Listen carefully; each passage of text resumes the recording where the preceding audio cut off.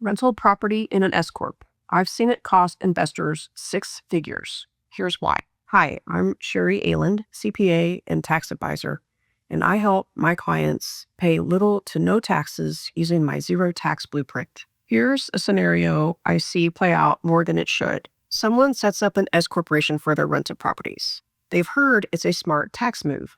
Maybe they save a few $1,000s a year in payroll taxes. Everything feels great until they sell. And when they sit down with their CPA to go over the numbers on that sale, they find out the structure that was supposed to save them money has actually cost them far more on the back end than it ever saved upfront. Today, I want to walk you through exactly why that happens.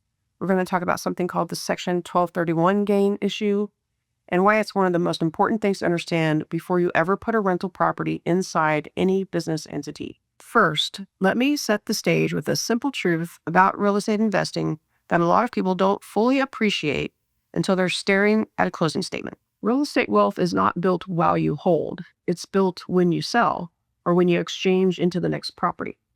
The holding period is where you accumulate the gain.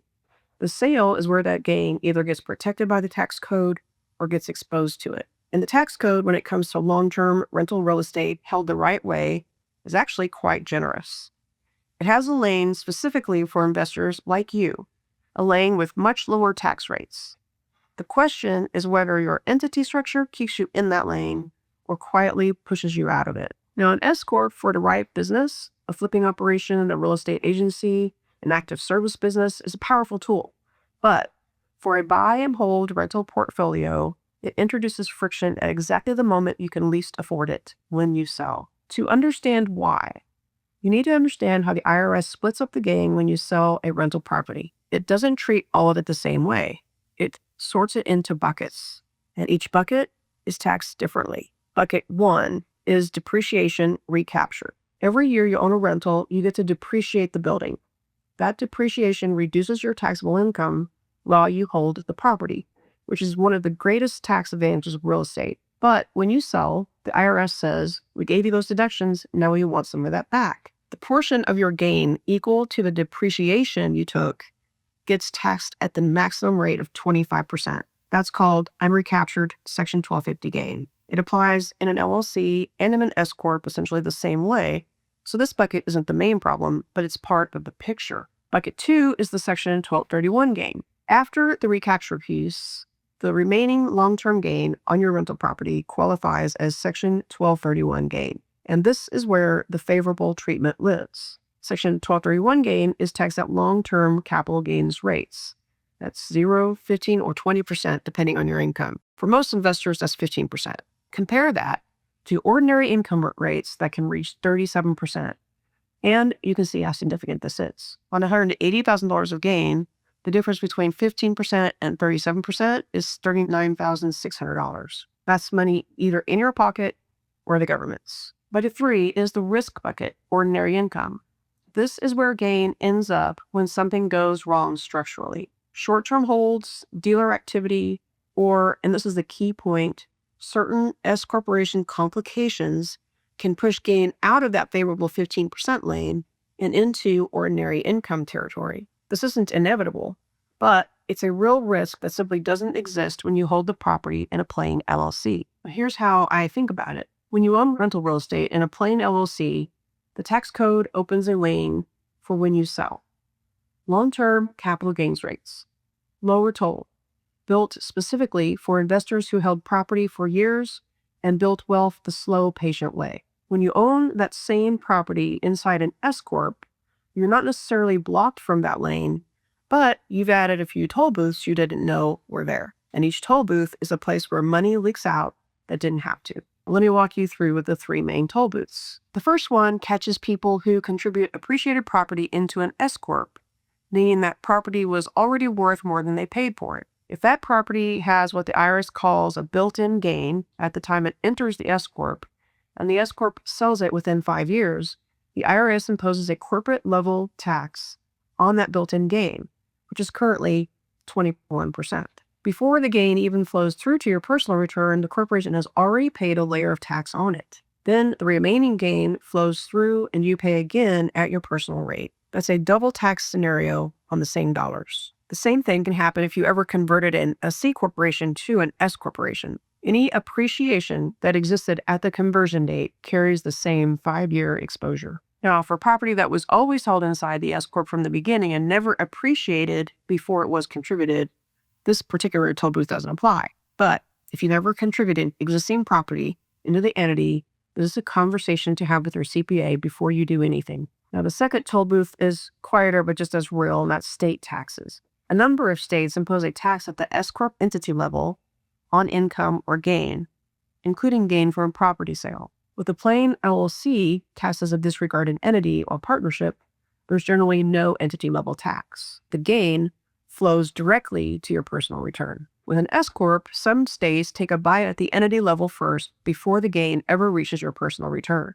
And depending on your state, this can be a meaningful number.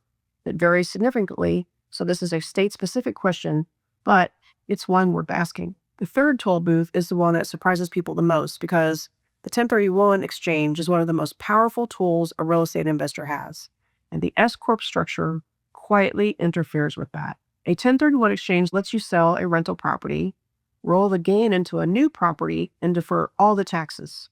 Completely legal and widely used.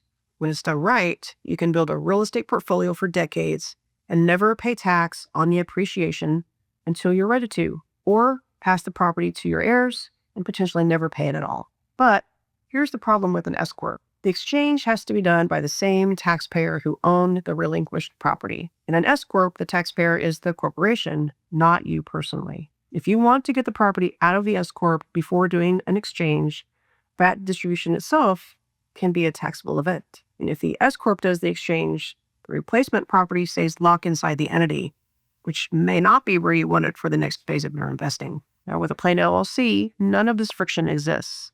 The exchange is straightforward, and the flexibility is intact. So let's put this in real numbers so you can see what's at stake.